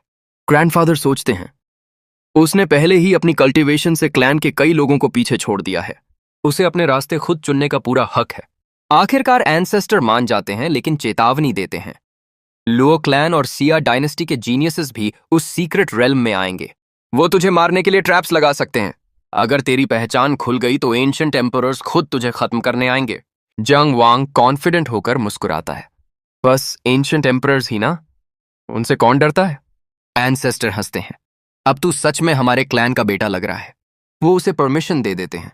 जाते वक्त उसकी मां दरवाजे पर खड़ी होकर दुआ करती है कि वो सेफली वापस लौटे। जब जांग वांग वहां पहुंचता है तो देखता है सीक्रेट रेल्म एंट्रेंस पर बहुत भीड़ जमा है। वो एक कल्टीवेटर से पूछता है, क्या यही एंशिएंट सी सीक्रेट रेल्म है? वो पहले नाराज होता है, पर उसके कपड़ों की क्वालिटी देखकर समझ जाता है कि ये किसी बड़े क्लैन का यंग मास्टर है, इसलिए टोन बदलकर पोलाइटली कहता है, हाँ यही है, लेकिन आप किस क्लैन से हैं? जांग वांग झूठ बोलता है, मैं एक छोटे से सेक्ट से हूं। दोनों फिर पूछता है, इतने बड़े सेक्ट्स अपने डिसाइपल्स को यहां क्यों भेज रहे हैं? ये कल्टिवेटर बताता है ग्रेट सिया डायनेस्टी और लुओ क्लैन ने इस रेल्म को कंट्रोल कर रखा है और सिर्फ 18 साल से कम उम्र वालों को एंट्री दी है। जंग सोचता है, मतलब सिया डायनेस्टी और लुओ क्लैन के जीनियसेस भी यहां आएंगे। तभी सिया डायनेस्टी की प्रिंसेस सिया मेंकियन एंट्री लेती है। वो इतनी खूबसूरत होती है कि पूरा क्राउड स्टन्ड रह जाता है। उसके जनरल्स दूसरों को नीचा दिखाने की कोशिश करते हैं, पर प्रिंसेस काल्म होकर कहती है, दूसरों को अंडर एस्टिमेट मत करो, खासकर लुओ क्लैन लीडर के बेटे को, जिसके जन्म पर हेवन खुद चमक उठा था। वो आगे कहती है, लुओ क्लैन ने उसके कल्टीवेशन के लिए अपने सारे रिसोर्सेज बहा दिए हैं और जियांग क्लैन के एक जीनियस ने भी जन्म के वक्त 5 सेलेस्टियल फिनोमेना पैदा किए थे। फिर प्रिंसेस रिग्रेटफुल टोन में कहती है, काश हमारा डायनेस्टी जियांग क्लैन जैसा पावरफुल एलाई नहीं खोता। दिन उसका जनरल बोलता है, वो सब जनरल वू की गलती थी। प्रिंसेस जवाब देती है, अब उस जनरल को ब्लेम करना बंद करो। तुम दोनों मेरे फैक्शन के पिलर्स हो, इसलिए मैंने जो बताया उसे याद रखो। वो प्रिंसेस की बात खत्म होते ही जियांग वांग उसकी तरफ देखता है और मन में सोचता है, वो ग्रेट सिया डायनेस्टी से है और डैम कितनी खूबसूरत है। ऊपर से उसमें जरा भी एरोगेंस नहीं है। तभी लो क्लैन का ग्रैंड एंट्री होता है। आसमान से बिजली चमकती है और उसके बीच एक रॉयल कैरेज उतरती है जो लाइटनिंग से घिरी हुई होती है। जियांग वांग मुस्कुराता है और सोचता है, आखिर ये लोग आ ही गए। लुओ क्लैन की एल्डर्स सबको इंट्रोड्यूस कराती है और लुओ दोंग को प्रिंसेस सिया मेंकियन से मिलवाती है। लुओ दोंग बात करने की कोशिश करता है, पर प्रिंसेस उसे पूरी तरह इग्नोर कर देती है। थोड़ी देर बाद प्रिंसेस सभी एल्डर्स की तरफ मुड़कर कहती है, अब सब लोग आ चुके हैं, तो चलिए सीक्रेट रेल्म खोलते हैं। प्रिंसेस के इग्नोर करने से लुओ दोंग के अंदर गुस्सा उबल पड़ता है, पर वो उसे छिपा लेता है। एल्डर्स मिलकर मंत्र पढ़ते हैं और सीक्रेट रेल्म गेट धीरे धीरे खुलता है। अंदर से एंशिएंट ऑरा की तेज लहरें बाहर निकलती हैं और सभी यंग कल्टिवेटर्स अंदर जाने लगते हैं। जियांग वांग भी अंदर बढ़ता है और मन में सोचता है, अब वक्त आ गया है लुओ क्लैन को उनके कर्मों का फल चखाने का। देखते हैं जिस सो कॉल्ड जीनियस पर तुम लोगों ने अपने सारे रिसोर्सेज बहाए हैं वो मेरी कितनी स्ट्राइक्स झेल पाता है। उसी समय लुओ क्लैन की एल्डर बचू उसे देख लेती है। वो शॉक में सोचती है, ये बच्चा इस खतरनाक रेल्म में कैसे आ गया। इसके चेहरे में उसकी मां जंग सिक्सिन की झलक है। वो उसे रोकने की कोशिश करती है, लेकिन जियांग वांग अपनी स्पीड और एजिलिटी से उसे छकमा देकर रियल्म के अंदर गायब हो जाता है। बाहर वाचू चिंता में सोचती है, मुझे क्लैन को यह खबर देनी चाहिए। अब जब वो यहां आया है, शायद वो जिंदा वापस नहीं लौट पाएगा। अंदर जियांग वांग अपनी एडवेंचर शुरू करता है। अचानक एक स्पिरिचुअल बीस्ट उस पर हमला करता है। वो पूरा एनर्जी से बना होता है। जियांग वांग काम एक्सप्रेशन के साथ उस बीस्ट से फाइट करता है और कुछ ही मूव्स में उसे हरा देता है। वो उसकी स्पिरिचुअल एनर्जी अब्सॉर्ब करता है और फिर सोचता है, इससे खास फर्क नहीं पड़ा। असली ग्रोथ तो सिस्टम के रिवॉर्ड से होती है। फिर वो एक ऊंची चट्टान पर उड़कर बैठता है और सोचता है, बाहर लुओ क्लैन की वो बूढ़ी औरत और सिया डायनेस्टी के एजेंट्स दोनों मेरी मूवमेंट्स पर नजर रख रहे होंगे, इसलिए ये परफेक्ट मौका है एक नया ब्रेक थ्रू करने का। तभी सिस्टम अनाउंस करता है, mission enter the ancient sage secret realm completed, reward 100 years of cultivation। Jiang Wang तुरंत बैठ जाता है और इमेंस पावर अब्सॉर्ब करने लगता है। उसके शरीर से निकलती गोल्डन एनर्जी आसमान की तरफ उठती है और एक गोल्डन लाइट पिलर बनाती है जो दूर दूर तक दिखाई देता है। बाकी कल्टिवेटर्स शॉक में एक दूसरे की तरफ देखते हैं। कुछ कहते हैं, शायद किसी को हेवनली ट्रेजर मिल गया, लेकिन जल्द ही कोई चिल्लाता है, नहीं, ये तो सेलेस्टियल थंडर ट्रिब्यूलेशन है। आसमान में बिजली गर्जना करने लगती है। एक कल्टिवेटर डर से कहता है, ये तो 9-fold थंडर ट्रिब्यूलेशन है जो कंप्रेस होकर एक ही स्ट्राइक में बदल गई है। उधर लुओडोंग प्रिंसेस के पास जाकर कहता है, देखो, आसमान में इतनी उथल पुथल हो रही है, जरूर कोई हेवनली ट्रेजर स्पॉन हुआ है। चलो इसे मिलकर सीज करते हैं। प्रिंसेस काम होकर कहती है, इस थंडर ट्रिब्यूलेशन का लेवल अनप्रिडिक्टेबल है, इतनी जल्दी कदम उठाना खतरनाक हो सकता है। लुओडोंग चालाकी से मुस्कुराकर कहता है, तो क्यों ना हम साथ में जाकर देखें कि हो क्या रहा है, उसके बाद डिसाइड करेंगे। ये प्रिंसेस सोच में पड़ती है और जवाब देती है, ठीक है, मैं इस पर विचार करूंगी, और वहां से ग्रेसफुली चली जाती है। उसे फिर से इग्नोर करते हुए देखकर लुओडोंग के चेहरे पर एक ईविल स्माइल फैल जाती है। वो मन में सोचता है, तुम्हें तो मैं किसी भी कीमत पर पाऊंगा, तुम सिर्फ मेरी हो। उधर तूफान के बीच जियांग वांग बिजली से बने थंडर पैलेस के सामने खड़ा होता है। वो आसमान की ओर देखकर चिल्लाता है, चलो दिखाओ अपनी पूरी ताकत।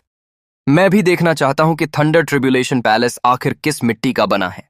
उसकी चुनौती सुनते ही आसमान फट जाता है और एक विशाल बिजली का गोला उस पर गिरता है। वो हंसते हुए बोलता है, बस इतना ही? क्या तुम इससे ज्यादा पावरफुल अटैक नहीं कर सकते? वो haven devouring demon art activate करता है और पूरी बिजली को निगल जाता है। फिर बिजली से बना एक आर्मर्ड वॉरियर उसके सामने प्रकट होता है। वो वॉरियर तेजी से लाइटनिंग अटैक करता है, पर जंग वांग चपलता से बच जाता है। वॉरियर फिर से हमला करता है, लेकिन इस बार जियांग वांग उसकी स्ट्राइक को रोककर पलटवार करता है और सीन यहीं पर फ्रीज होता है, जैसे खुद आसमान भी उस क्लैश को देखने के लिए रुक गया हो। जियांग वांग अपनी आंखें बंद करता है, गहरी सांस लेता है और अपनी क्लैन की सबसे खतरनाक तलवार तकनीक को एक्टिवेट करता है। Sword light shine upon the 9 heavens. उसके हाथ की तलवार से निकलती रोशनी पूरे आसमान को चीर देती है। एक पल के लिए ऐसा लगता है जैसे आकाश खुद 2 हिस्सों में बंट गया हो। वो चमकती हुई सोर्ड लाइट सीधी उस लाइटनिंग वॉरियर पर गिरती है। बूम! पूरा थंडर पैलेस हिल उठता है, बिजली बिखर जाती है और हवा में एनर्जी के तूफान फैल जाते हैं। चारों तरफ से देखने वाले कल्टिवेटर्स शॉक में रह जाते हैं। कोई कहता है, कौन है ये लड़का? इतनी भयानक लाइटनिंग झेलकर भी जिंदा है। वो दूसरा फुसफुसाता है, इतनी टेरिफाइंग ट्रिब्यूलेशन और वो उसे खा गया? इम्पॉसिबल। थोड़ी दूर खड़ी प्रिंसेस सिया मेंगशियन की आंखें चौड़ी हो जाती हैं। वो धीरे से कहती है, इम्पॉसिबल। कोई एंशिएंट एम्परर बनने के लिए ट्रिब्यूलेशन फेस कर रहा है, लेकिन सीक्रेट रेल्म में तो सिर्फ 18 साल से कम उम्र वालों को एंट्री मिलती है। मतलब ये लड़का 18 साल से पहले ही एंशिएंट एम्परर बनने वाला है। लुओदोंग उस गोल्डन लाइट को देखता है और तुरंत एक ईवल प्लान बनाता है। यह परफेक्ट मौका है, इस तूफान के बीच मैं उसे खत्म कर दूंगा। कोई समझ भी नहीं पाएगा कि उसे किसने मारा। उधर आसमान में जियांग वांग और वो लाइटनिंग वॉरियर एक ही वक्त में अपनी पूरी ताकत अनलीश करते हैं। थंडर रोर्स, ग्राउंड शैटर्स और एनर्जी की लहरें सब कुछ निकल जाती हैं। ट्रिब्यूलेशन इतना वायलेंट हो जाता है कि रेल्म की स्पेस खुद टूटने लगती है। चारों तरफ केओस फैल जाता है। कल्टिवेटर्स घबराकर चिल्लाते हैं, भागो, रेल्म कोलैप्स हो रहा है। हर कोई अपनी जान बचाने के लिए भागने लगता है। लुओदोंग उस मौके का फायदा उठाता है और तेज शॉकवेव से प्रिंसेस सिया मेंगशियन को बचा लेता है। प्रिंसेस थोड़ा हैरान होती है, लेकिन मुस्कुराकर कहती है, थैंक्स, तुम्हारी मदद के बिना शायद मैं बच नहीं पाती। जब तूफान थमता है तो सब ऊपर देखते हैं, लेकिन वो मिस्टीरियस फिगर जो तूफान के बीच लड़ रहा था अब पूरी तरह गायब है। लोग फुसफुसाने लगते हैं, वो लड़का शायद अपनी ट्रिब्यूलेशन में फेल हो गया। हाँ, बॉडी और सोल दोनों ही नष्ट हो गए होंगे। उसी बीच लुओदोंग फिर से मौका निकालकर प्रिंसेस के पास आता है और कहता है, प्रिंसेस सिया मेंगशियन, हमें साथ रहना चाहिए। हमें नहीं पता इस रेल्म में और कौन सी अननोन पावर्स छिपी हैं। हमें एक दूसरे की रक्षा करनी होगी। ये प्रिंसेस धीरे से मुस्कुराती है और शालीनता से जवाब देती है, तुम्हारी चिंता के लिए धन्यवाद, लेकिन मैंने पहले ही एक टीम बना ली है। फिर हल्की सी व्यंग्य भरी मुस्कान के साथ जोड़ती है, और वैसे भी तुम्हारी स्ट्रेंथ तो बहुत ज्यादा है। मेरे जैसे छोटे टीम के लिए शायद टू ग्रेट हो। यह सुनकर लुओदोंग के चेहरे का रंग बदल जाता है। गुस्से से उसके दांत भींच जाते हैं और वह मन ही मन कसम खाता है, सिया मेंगशियन, तुम सिर्फ मेरी हो, कोई भी मुझे मना नहीं कर सकता। उधर जियांग वांग, जिसे यहां सब जंग वोंग समझते हैं, एक चट्टान के पास बैठा सोचता है, मुझे अब नई मार्शल आर्ट्स टेक्निक्स ढूंढनी होंगी। अगर मैंने क्लैन की ओरिजिनल टेक्निक्स इस्तेमाल की तो लोग मेरी पहचान जान लेंगे। उसी वक्त प्रिंसेस सिया मेंगशियन उसके पास आती है और कहती है, तुम यहां अकेले बैठे क्या सोच रहे हो? जियांग वांग हैरान हो जाता है। वो तुरंत पहचान जाता है कि वो शिया डायनेस्टी की प्रिंसेस है, पर सोचता है कि शायद उसने उसे नहीं पहचाना। प्रिंसेस मुस्कुराकर पूछती है, क्या तुम मुझसे डरते हो? वो तुरंत इनोसेंट बच्चे का रोल निभाता है और कहता है, नहीं प्रिंसेस, मैं तो बस सोच रहा था कि कोई इतना ब्यूटीफुल कैसे हो सकता है। उसकी बात सुनकर प्रिंसेस हल्के से हंसती है और उसके गालों को पिंच करते हुए कहती है, तुम तो काफी चार्मिंग हो और बहुत बहादुर भी। फिर जियांग वांग एक सैड एक्सप्रेशन बनाता है और झूठी कहानी सुनाता है, मेरा क्लैन खत्म हो चुका है। रिसोर्सेज की कमी के कारण मुझे मजबूर होकर इस सीक्रेट रेल्म में आना पड़ा। प्रिंसेस की आंखों में दया झलकती है। वो कहती है, बेचारे बच्चे, तुम्हारे साथ रहना सुरक्षित रहेगा, मेरे ग्रुप में ज्वाइन कर लो। जियांग वांग मुस्कुराकर फेइंड एक्साइटमेंट के साथ कहता है, सच में? धन्यवाद बिग सिस्टर शाया। दूर से लुओदोंग ये सब देख रहा होता है। उसकी आंखों में नफरत भरी होती है। वो मन में बड़बड़ाता है, उस छोटे से लड़के ने मेरे सारे प्लान्स बर्बाद कर दिए। अब वो बच्चा मेरे रास्ते से नहीं हटेगा तो मैं खुद उसे मिटा दूंगा। वो चोरी छिपे प्रिंसेस शिया मेंगशियन के ग्रुप का पीछा करना शुरू कर देता है। थोड़ी देर बाद जंगल में चलते हुए एक विशाल स्पिरिचुअल वुल्फ उन पर हमला करता है। जंग वांग तुरंत उसका पंजा पकड़ लेता है, इतनी आसानी से कि प्रिंसेस शॉक में रह जाती है। वो सोचती है, ये बच्चा, इसकी फिजिकल स्ट्रेंथ इतनी ज्यादा कैसे है? जंग वांग अंदर ही अंदर मुस्कुराता है, मैं तो अपनी असली ताकत छिपा रहा हूं, वरना ये लोग डर ही जाएंगे। तभी उसे महसूस होता है कि लुओदोंग उनका पीछा कर रहा है। कुछ देर बाद लुओदोंग सामने आता है और हंसते हुए कहता है, प्रिंसेस, मैं इस रेल में सिर्फ तुम्हारे लिए आया हूं। वो एक पावरफुल आर्टिफैक्ट निकालता है, एंशिएंट ट्रैपिंग पर्ल। वो उसे एक्टिवेट करता है और एनर्जी का जाल प्रिंसेस की तरफ बढ़ने लगता है। जंग वांग अंदर ही अंदर हंसता है, इतना कमजोर आर्टिफैक्ट, ये तो बच्चों का खिलौना है। लेकिन लुओदोंग पागलों की तरह हंसने लगता है और कहता है, तुम्हें पता है प्रिंसेस शिया मेंगशियन, तुम्हारा exquisite 9Y body rarest of all है, इसके लिए पूरी दुनिया पागल है। ये सुनकर जियांग वांग का ध्यान तुरंत खिंचता है। Exquisite 9Y body. बाद में रात को सब कैंपफायर के पास बैठे होते हैं। जियांग वांग अब भी अपना इनोसेंट एक्ट जारी रखता है। वो प्रिंसेस की तरफ झुककर कहता है, बिग सिस्टर शिया, मुझे डर लग रहा है, क्या मैं आज तुम्हारे पास सो सकता हूं? प्रिंसेस टीजिंग स्माइल के साथ कहती है, अरे वाह, जो बच्चा अकेले स्पिरिचुअल बीस्ट्स को फाड़ देता है वो डर गया। वो सिर झुकाकर कहता है, मैं सच में डर गया हूं। फिर सॉफ्टली कॉम्प्लीमेंट करता है, वैसे तुम बहुत खूबसूरत हो। और थोड़ा रुककर पूछता है, क्या क्या तुम्हारा कोई डाओ कंपेनियन है?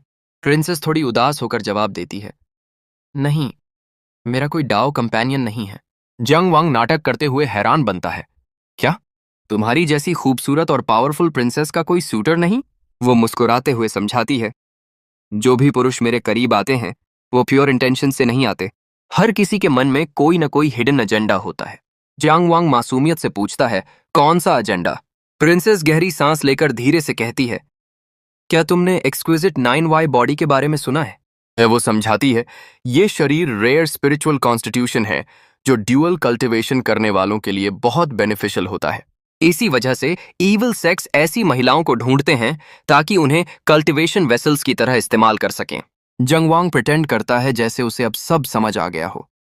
वो गुस्से से अपनी मुट्ठी भींचता है और कहता है, मैं वादा करता हूं बिग सिस्टर शिया, जो भी तुम्हारे करीब आने की कोशिश करेगा मैं उसे खत्म कर दूंगा। प्रिंसेस उसकी चाइल्डिश जेलसी देखकर मुस्कुराती है और उसके सिर पर हाथ रखती है। अब बस करो छोटे शेर, आराम करो, रात लंबी है। दोनों आग के पास बैठते हैं। फ्लेम्स की रोशनी उनके चेहरों पर झिलमिला रही होती है और हवा में एक अजीब सा सन्नाटा और कनेक्शन तैर रहा होता है। जांग वांग को महसूस होता है कि वह आदमी लुओदोंग अभी भी पास पीछे घूम रहा है। लगातार निगरानी से अनॉयड होकर वह सोचना शुरू करता है कि उसे जितनी जल्दी हो सके उस जानवर सा लुओदोंग हटाना होगा ताकि उसे थोड़ी शांति मिल सके, और वह कैंप से दूर चल देता है। प्रिंसेस चिंता में उसका पीछे पीछे आती है और नरमी से डांटती है कि अकेले बाहर निकलना कितना रेकलेस है। वह माफी मांगते हुए बात कर रहा होता है कि तभी जलन और जलालत से भरा लुओदोंग, जो उन्हें जलन भरी नजरों से देख रहा था, अचानक प्रकट होकर चिल्लाता है कि वह मौत ढूंढ रहा है और जंग वांग पर हमला कर देता है। जांग वांग शांति से मुड़कर उसे बताता है कि वह वहीं उसका इंतजार कर रहा था।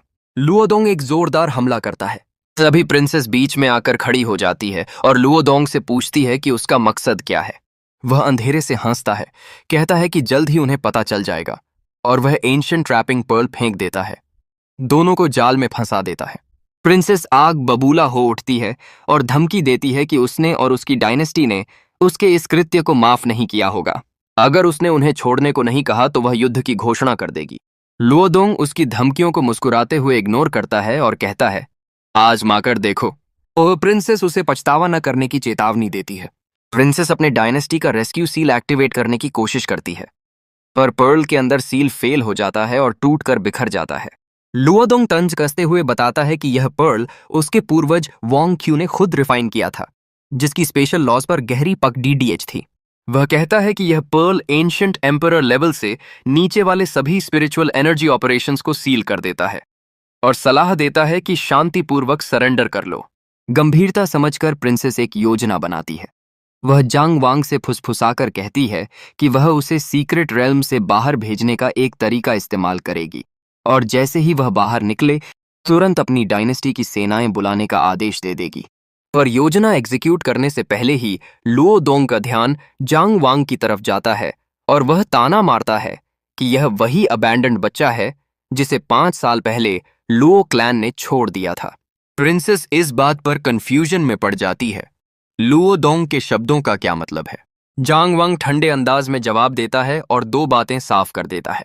पहली, वह कड़ी नापसंदगी के साथ लुओ क्लैन से जुड़ा हुआ होने को रिजेक्ट करता है और अपना नाम घोषित करता है, मैं जांग वांग हूं। दूसरी, वह सार्कास्टिकली लुओ दोंग से पूछता है कि क्या वह सच में सोचता है कि उसने ऑलरेडी जीत हासिल कर ली है। लुओ दोंग हंसकर तंज करता है कि जांग वांग मौत के कगार पर भी बोस्ट कर रहा है और कसम खाता है कि वह अपनी क्लैन की तरफ से उसकी जान ले लेगा। प्रिंसेस, जो पर्ल की शक्ति के खिलाफ स्ट्रगल कर रही होती है, उसे एक शेमलेस डीमन कहकर कोसती है। स्थिति होपलेस सी दिखते ही प्रिंसेस खुद को बलिदान करने की योजना बनाती है ताकि वह लुओ दोंग का ध्यान भटका दे और जांग वांग भागकर मदद ला सके।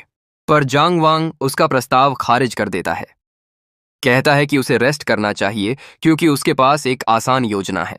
वह हवा में उठता है, उसके चारों ओर एक पावरफुल गोल्डन ऑरा इकट्ठा हो जाती है और लुओ दोंग शॉक में रह जाता है। समझ ही नहीं पाता कि कैसे वह पर्ल के अंदर होते हुए भी स्पिरिचुअल एनर्जी इस्तेमाल कर रहा है। जांग वांग आर्टिफैक्ट पर तंज करता है और उसे एक टूटी हुई मोती कहकर छोटा दिखाता है। एक सिंपल फ्लिक से वह पर्ल की कन्फाइनिंग पावर को तोड़ देता है। वह तुरंत लुओ दोंग के सामने प्रकट होता है और कहता है कि उसे नीचा दिखाना पसंद नहीं है। एक हल्की सी टैप वह लुओ दोंग के माथे पर लगाता है और वही टैप इतनी डेवस्टेटिंग होती है कि लुओ दोंग की स्पिरिचुअल एनर्जी डिस्पर्स हो जाती है, उसकी हड्डियां चटक जाती हैं। प्रिंसेस ये सब शॉक में देखती है। लुओ दोंग चीखते हुए जमीन पर बेबस पड़ा रहता है और बार बार कहता है कि यह इम्पॉसिबल है। जांग वांग उस पर खड़ा होकर तंज में पूछता है कि क्या अब वह संतुष्ट है कि एक अबैंडन्ड बच्चा किस काबिलियत का हो सकता है। लुओ दोंग घबरा कर अपनी जान मांगता है और कसम खाता है कि वह किसी को कुछ नहीं बताएगा। जांग वांग तौहीन से जवाब देता है, क्या वह सोचता है कि वह लुओ क्लैन से डरता है? वह कहता कि before he even comes of age he will personally visit them, और अभी के लिए वह बस कुछ इंटरेस्ट कलेक्ट करेगा। फिर वह लुओ दोंग के शरीर में एक गोल्डन कोर ऑफ एनर्जी लगा देता है। लुओ दोंग सिहर कर पूछता है कि उसने उसके साथ क्या किया है। जांग वांग सादगी से समझाता है कि वह खून खौलने वाला नहीं है। उसकी माँ ने उसे मर्सी सिखाई है और यह जो उसने रखा है वह बस एक छोटा सा सबक है, समय के साथ बढ़ने वाला इंटरेस्ट जो उसे मेहनत और पेशा सा सिखाएगा। और इसलिए वह उसे एक मौका देता है कि वह भागकर अपने एंसेस्टर के पास पहुंचे और 3 इंसेंस स्टिक्स जलने के वक्त के भीतर गोल्डन कोर को निकालवा दे। अगर वह सफल रहा तो शायद उसकी जान बच जाएगी। प्रिंसेस घबराकर जांग वांग को चेतावनी देती है कि लुओ दोंग को छोड़ना जांग परिवार और खुद उसके लिए डिजास्टर लेकर आएगा। पर जांग वांग उसे रियश्योर करता है कि वह वो छोटा चोर आसानी से भागकर नहीं पाएगा। लुओंग उग्र चिल्लाकर भाग निकलता है, बदला लेने की धमकियां देता हुआ। जांग परिवार को तबाह करने की कस्में, जांग वांग के हर हड्डी को चूर चूर करने की कस्में। पर जांग वांग शांत बैठकर 3 से उल्टा गिनती शुरू कर देता है। जब वह 1 कहता है तो दूर एक भयंकर विस्फोट होता है। लुओ दोंग फट कर उड़ जाता है। जांग वांग प्रिंसेस की तरफ मुड़कर मुस्कुराता है और कहता है कि वह मर्सी दिखाने का मजाक कर रहा था और कि वह ज्यादातर अपनी मां की नहीं सुनता। प्रिंसेस, जो सारी घटनाएं विटनेस कर चुकी है, अपने आप से पक्का कर लेती है कि यही वही डिवाइन चाइल्ड है जो जांग क्लैन का है। वो अपने पिता की उस बात को याद करती है कि एंगेजमेंट तोड़ने का हमेशा उसका पछतावा रहा और सोचती है कि शायद यह मुलाकात उन घावों को भरने का एक मौका है। दोनों विस्फोट वाले साइड पर चलते हैं। जांग वांग खुद को डिवाइन चाइल्ड का बड़ा टाइटल कम करके बताता है।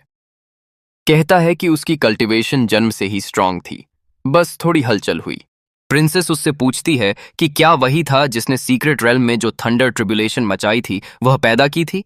वो आराम से स्वीकार करता है, हाँ, उसने ही ट्रिब्यूलेशन पैदा की थी, और अरुचिपूर्ण एहसास के साथ कहता है कि उसने उम्मीद भी नहीं की थी कि एक साधारण ट्रिब्यूलेशन एंशिएंट एम्परर रेल्म की पीक को तोड़ते हुए इतना कमोशन कर देगा। वो थोड़ा विस्टफुल होकर जोड़ता है कि हेवन बड़े टैलेंट से जेलस होता है। प्रिंसेस उसकी पावर और कॉन्फिडेंस देखकर स्तब्ध रह जाती है। उसे ऐसा लगता है जैसे कोई एंशिएंट गॉड धरती पर उतरा हो, और वह सोचती है कि यह लड़का बड़ा होकर क्या बनेगा। फिर खुद पर डांटते हुए अपने इन ख्यालों को दबा लेती है। जंग वांग उसकी चुप्पी से ध्यान खींचता है और पूछता है कि क्या वह अपसेट है। वह कन्फेसेस करता है कि उसने शुरू में उसे अपनी तरफ पास रखने का इरादा जानबूझकर किया था, ताकि वह उसे बेट्स के रूप में यूज करके लोदोंग को फंसाकर एलिमिनेट कर सके। प्रिंसेस समझदारी से कहती है कि वह पैटी नहीं है और गुस्सा नहीं है। उल्टा उसे धन्यवाद देना चाहिए कि उसने एक हिडन थ्रेट को हटाने में मदद की। जंग वांग के चेहरे पर राहत की झलक आ जाती है। बाद में कैंपफायर के पास प्रिंसेस उन रूमर्स के बारे में सोचती है कि जांग क्लैन का यह लड़का शायद किसी बड़े एंशिएंट एम्परर की रीइंकार्नेशन हो, और अब वह महसूस करती है कि इन रूमर्स में सच्चाई की चिंगारी है। वह उसकी इमेंस टैलेंट, कनिंग और एलोक्वेंस पर हैरान है और नतीजा निकालती है कि उसकी जनरेशन में बहुत कम लोग उसका मुकाबला कर पाएंगे। जांग वांग उसकी इन सोचों में बाधा डालकर फिर से इनोसेंट बच्चे वाला रोल निभाता है और अलाउड पूछता है कि कौन लकी होगा जो आगे चलकर बिग सिस्टर शिया से विवाह करेगा, जिससे वह उसे फ्लस्टर कर देता है। प्रिंसेस उसके अजीब सवालों पर हैरान रहती है। फिर बात गंभीर हो जाती है। प्रिंसेस उसे चेतावनी देती है कि वह लुओ क्लैन की गंभीरता को नहीं समझता। वह बताती है कि लोदोंग उसी क्लैन की डायरेक्ट लिनिएज से था और उनके एंसेस्टर्स इस बात को शांति से नहीं छोड़ेंगे। साथ ही वह उसे याद दिलाती है कि सीक्रेट रेल्म के बाहर उनके लिए एक एम्बुश भी तैयार है, जिसे उसकी डायनेस्टी और लुओ क्लैन ने मिलकर सेट किया है।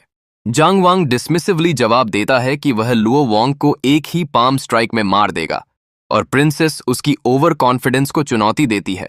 पूछती है कि जब लुओ क्लैन की असली ताकत उस पर उतरेगी तब वह क्या करेगा। वह समझाती है कि उनके पास कई पावरफुल एक्सपर्ट्स हैं जो उसे पकड़ कर रख सकते हैं। फिर प्रिंसेस अपने पिता का एक स्पिरिचुअल ट्रेजर उसे देती है, एक ऐसा आइटम जो उसकी ऑरा को कंसील कर सके, और जोर देती है कि वह इसे ले ले क्योंकि उसने उसकी मदद की है और शायद ग्रेट सिया डायनेस्टी अब हमेशा दुश्मन नहीं रहेगी। जांग वांग वह गिफ्ट एक्सेप्ट कर लेता है, पर अपनी स्थिति साफ कर देता है। उनका पर्सनल फ्रेंडशिप अलग है, पर वह उसकी डायनेस्टी के प्रति कोई गुडविल नहीं रखता।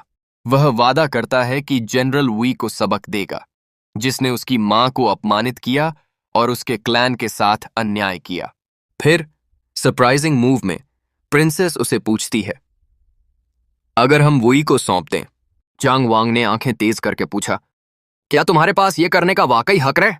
प्रिंसेस सीधी होकर बोली, मेरे पिता को धोखा दिया गया, इसलिए उन्होंने एंगेजमेंट तोड़ने की सोची थी। अगर जनरल डब्ल्यू को तुम्हारे अधीन सौंपने से हमारे और तुम्हारे जांग क्लैन के रिश्ते सुधारेंगे तो मेरे पिता उसे तुम्हें सौंप देंगे। ये उसने एक चमकता जेड पेंडेंट निकालकर हाथ आगे बढ़ाया। जांग वांग ने पेंडेंट ने वापस करते हुए शांति से कहा, बिग सिस्टर जिया, तुमने मुझे एंशिएंट एम्परर रेल्म के पीक पर देखा है, इसलिए तुम सोचती हो मैं काबिल हूं, पर दुनिया और तुम्हारे पिता मुझे उसी बच्चे की तरह देखते हैं जिसे लुओ क्लैन ने छोड़ दिया। बस थोड़ी बहुत टैलेंट वाली एक कहानी, मैं ये पहचाना नहीं पाना चाहता। प्रिंसेस ने पूछा, तो तुम मेरे जेड पेंडेंट को लेने से क्यों इनकार कर रहे हो? जंग वांग मृदु मुस्कान के साथ बोला, आप ग्रेट जिया डायनेस्टी की सबसे बड़ी राजकुमारी हो। आपकी हर हरकत अनगिनत आंखों में रहती है।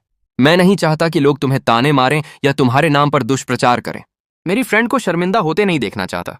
प्रिंसेस ने शर्म से आंखें झुका लीं, पर फिर सख्ती से बोली, मैं तुम्हारे लिए ये कर रही हूं, पर अगर तुम चाहो तो हम जनरल डब्ल्यू का मामला बाद में सुलझा देंगे। जांग वांग आत्मविश्वास से बोला, मैं समझता हूं कि तुम ये पेंडेंट मेरी सुरक्षा के लिए दे रही हो, पर मैं पहले दुनिया को दिखाऊंगा कि मैं कौन हूं, तब मैं इसे स्वीकार करूंगा ताकि कोई भी तुम्हें ताने न मार सके। प्रिंसेस गुस्से सी मुस्कान के साथ बोली, इतनी छोटी उम्र में ये बड़ी बड़ी बातों से कुछ नहीं होगा, करके दिखाओ। जांग वांग ने खिलखिलाकर कहा, बस कुछ दिन दे दो, मेरा नाम तुम्हारी डायनेस्टी की हर गली में गूंजेगा। उसने मास्टर द्वारा दिया गया ट्रेजर समन किया और धीरे से बोला, मास्टर, तुम सुन रहे हो? ट्रेजर की आवाज धीमी मगर ठोस आई, तुम्हें आम दिनों में याद नहीं आता, पर जब खतरा आया तो तुमने याद किया। बोलो क्या चाहिए? जांग वांग ने समस्या बताई। उसने लुओ क्लैन के यंग मास्टर को मारा, पर एल्डर वान छियो बच गई। अगर उसे खत्म किया गया तो लुओ क्लैन का एंशिएंट सेज अवश्य आ जाएगा, उसने विनती की कि कोई ऐसा फॉर्मेशन लगाओ जिससे लुओ क्लैन के एंशिएंट्स को उसकी लोकेशन तुरंत न मिल सके, ताकि वह समय पर भाग सके। मास्टर ने आर्य में गुहार सुनी और मान ली। फिर जांग वांग अब हवा में उठकर पूरे सीक्रेट रेल्म में दहाड़ सा करता हुआ बोला। आवाज गूंजती रही। मैं इस सीक्रेट रेल्म को अपनी पूरी ताकत से काट कर बाहर जाने वाला हूं। मैं किसी की सेफ्टी की गारंटी नहीं दे सकता। जो मरना नहीं चाहते हैं वो मुझे फॉलो करे, और जो इग्नोर करेगा नतीजे खुद झेलेगा। उसकी आवाज ठंडी और निर्णायक थी। कल्टिवेटर्स की आंखों में अब सावधानी और डर दोनों थे। प्रिंसेस स्या तुरंत आदेश देती है, ग्रेट स्या के सभी लोग उसके पीछे चलो। कुछ सैनिक संकोच में फुसफुसाते हैं। क्या वह सच में उस बच्चे पर भरोसा करती है? वह तो बस 5 साल का है। प्रिंसेस स्या घूमकर गुस्से से पूछती है, क्या तुम मेरे निर्णय पर संदेह कर रहे हो? मैं ग्रेट स्या की सबसे बड़ी राजकुमारी हूं। उनके चेहरे सफेद पड़ जाते हैं और वे आदेश मानते हुए आकाश में उठ जाते हैं।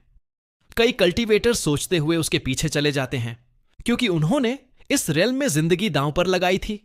पर कुछ पीछे रुक गए, तिरस्कार से हंसते हुए। वो बस एक छोड़ा हुआ बच्चा है। अफवाहें सच हों यह जरूरी नहीं, दूसरा कहता है। और प्रिंसेस स्या भी उसके पीछे चली गई।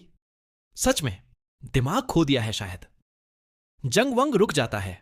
उसकी आंखों में हल्की निराश हंसी उभरती है। वह धीरे से कहता है, मैंने तुम्हें समय दिया, पर तुमने मेरी कद्र नहीं की, और तुमने मेरी दोस्त को कायर कहा, मेरे दांव पर सवाल उठाया। उसकी स्पिरिचुअल एनर्जी फटकर उठती है। हवा कांपने लगती है। वह एक विशाल तलवार बना लेता है, चमकती हुई, गर्जना करती हुई। तो अब खुद देखो मेरी तलवार के नीचे डाव कैसे मिलता है। वह तलवार को नीचे की ओर स्लैश करता है। धरती फट जाती है। सीक्रेट रेल्म 2 हिस्सों में टूट जाता है। स्पिरिट बीस्ट्स एक ही झटके में नष्ट हो जाते हैं। आवाज ऐसा जैसे दुनिया का दिल टूट गया हो। जो कल्टीवेटर्स उसके साथ आए थे हक्के बक्के रह गए। ये एक बच्चा था? ये किस स्तर की शक्ति है? प्रिंसेस स्या की आंखें फैल जाती हैं। क्या यही ताकत है जो वह मेरे पिता को दिखाना चाहता था? वह रिकॉर्डिंग स्टोन निकालकर दृश्य को कैद करती है, क्योंकि यह इतिहास था। इसके बाद जैंग वंग थोड़ी सी स्पिरिचुअल एनर्जी अब्सॉर्ब करता है, अपनी एनर्जी रिस्टोर करता है और मुस्कुराकर कहता है, जिन्होंने मुझ पर भरोसा किया, मैं आभारी हूं। इस स्पिरिचुअल एसेंस को आपस में बांट लो। मैं लालची नहीं हूं। सभी कल्टीवेटर्स झुककर कृतज्ञता व्यक्त करते हैं। वे एब्जॉर्प्शन शुरू कर देते हैं। जैंग वांग प्रिंसेस स्या की ओर मुड़कर धीरे से कहता है, तुम्हारी एडवांसमेंट के लिए आवश्यक एनर्जी मैं पहले से सेट कर चुका हूं। प्रिंसेस स्या चुप रह जाती है, पर उसके दिल में हल्की गर्माहट पलती है। पर बाहर सीक्रेट रेल्म के पास एक पूरी सेना इकट्ठी खड़ी है, और वे हैरान हैं कि ये गेट इतनी जल्दी क्यों खुली, क्योंकि खुलने का अभी टाइम नहीं था। कुछ लोग सोचते हैं कि अंदर कोई immortal emperor level power house सक्रिय हुआ है, वही ऐसी चीज कर सकते हैं। लुओ क्लैन की बूढ़ी एल्डर सोचती है कि शायद यह लुओदोंग का काम था, जिसने प्रिंसेस की रेयर स्पिरिट बॉडी का इस्तेमाल करके इमॉर्टल रेल्म में ब्रेक थ्रू कर लिया। जब गेट पूरा खुलता है तो जंग वंग और प्रिंसेस सिया बाहर निकलते हुए दिखते हैं। लुओ क्लान की बूढ़ी औरत चीखती है, चेहरा झुर्रियों से भरा, गुस्से में और भी तीखा। वो जंग क्लान का बिगड़ा हुआ बच्चा, जिसने सीक्रेट रेल में घुसने की हिम्मत की, उसे सलामत रहने देना गलत है। वह गरजे और उसकी झुर्रियां और गहरी हो गईं। जैंग वंग प्रिंसेस से पूछता है, क्या तुम रेडी हो? और प्रिंसेस कहती है, यह मामला अब तुम्हारे ऊपर है। वह ग्रेट स्या की सेनाओं को वापस हटने का आदेश देती है। जनरल्स पहले हैरान होकर टेलीपैथी से पूछते हैं कि क्या उसे बंधक बना लिया गया है, पर प्रिंसेस उन्हें आश्वस्त करती है कि ऐसा नहीं, यह उसकी योजना का हिस्सा है, और वे रिलक्टेंटली पीछे हटते हैं। लुओ क्लान की एल्डर अब और भी क्रोधित होकर आदेश देती है कि जंग वंग को मरो। एक 5 साल के बच्चे के लिए हमें ग्रेट स्या से मदद की जरूरत नहीं होगी। उसके आदेश पर सोल्जर्स एक साथ उड़ते हैं, आसमान और जमीन के बीच से सीधे उस जोड़ी की तरफ टूट पड़ते हैं। कुछ कल्टीवेटर्स जो बाहर थे घबराकर देखते हैं और कहते हैं कि यह सीमा लांघ रही है, भले ही वह लड़के को मार दें, उन्हें पहले ग्रेट स्या के लोगों को वहां से निकलने देना चाहिए था। एल्डर आंखें संकोड़कर एक स्पिरिचुअल वेव छोड़ती है। उसने एक बोले, यह कल्टीवेटर बहुत बोलता है, उसे हमारे क्लैन के लिए ऐसी बात कहने पर मरना चाहिए। और वह उसे कुचल डालती है। बाकी ग्रेट स्या के लोगों ने तेजी से पीछे हटना शुरू कर दिया। लुओ क्लान की एल्डर अब तेज स्वर में जैंग वंग की तरफ उकसाती है। वह कहती है कि उसका सपना कि वह यहां से जिंदा जाएगा खत्म कर दे। उसने धमकी दी कि चाहे ग्रेट स्या के दोनों जनरल्स आएं या जो भी, वे उसे नहीं बचा पाएंगे, क्योंकि वह खुद इमॉर्टल रेल्म के चौथे हेवन तक पहुंची हुई है। वह कहती है, बताओ कि तुम्हारे यंग मास्टर लुओदोंग का क्या हुआ। अगर मुझे संतोष हुआ तो शायद मैं उसकी लाश ही छोड़ दूंगी। जंगवंग ने अपने हाथ में वह पाउच दिखाते हुए सिर खुजलाया और कहा, यह वो बेकार पीस ऑफ ट्रैश था। शायद इसमें अब उसकी राख भी बची होगी। तुम्हें चाहिए तो आकर उठा लो। बूढ़ी अंदर दांत पीसते हुए उस पर घूरती है, तुम्हारी हिम्मत कैसे हुई? पर जंगवंग शांति से इग्नोर कर उसमें अपनी स्पिरिचुअल एनर्जी चैनल करने लगता है। एल्डर लोअर रैंक सोल्जर्स को एक साथ हमला करने का आदेश देती है। उसकी हड्डियां मैं राख में मिलवा दूंगी। तभी जंगवंग प्रिंसेस सिया को एक इंसेंस अगरबत्ती देते हुए कहता है, लुओ लैंड वालों के पास जिंदा रहने के लिए बस एक अगरबत्ती जलने जितना वक्त है। उसकी आवाज ठंडी और निर्णायक थी और हवा में उस अगरबत्ती की खुशबू सी घुल सी गई। नेट स्पिरिचुअल एनर्जी बाहर फूटती है। प्रिंसेस सिया अभी भी उसके पिछले शब्दों से हक्का बक्का खड़ी थी। लू क्लैन की एल्डर गुस्से में कदम बढ़ाती है। सीधे एमसी की गर्दन पकड़ने के लिए हाथ बढ़ाती है, लेकिन हमारा एमसी सिर्फ मुस्कुराता है। Master, take action. और अगले ही क्षण सेज मियाओ अपने स्पिरिचुअल फॉर्म में प्रकट होती है। उसका रूप पहले से ही उस एंशिएंट ट्रेजर पर खुदा हुआ था जो एमसी के पास था। वो हाथ जोड़कर shadow shifting spirit ceiling formation activate करती है। आसमान अचानक जंजीरों से ढक जाता है। पूरा बैटलफील्ड लॉक हो चुका था। एमसी बस एक संतुष्ट मुस्कान के साथ खड़ा था। बस यहीं तुम्हारा अंत शुरू होता है। लू क्लैन की एल्डर की आंखों में पहली बार डर साफ दिखाई देता है। ये कौन सा फॉर्मेशन है? इसमें तो किसी सेंट की शक्ति है। लेकिन अब देर हो चुकी थी। तो दोस्तों, कहानी यहीं रुकती है, लेकिन यह सिर्फ शुरुआत है। जो आगे होगा वो सब कुछ बदल देगा। अगर वीडियो अच्छी लगी हो तो अपना सपोर्ट दिखाइए, लाइक, कमेंट और सब्सक्राइब जरूर करें। मैं मिलूंगा आपको नेक्स्ट एपिसोड में।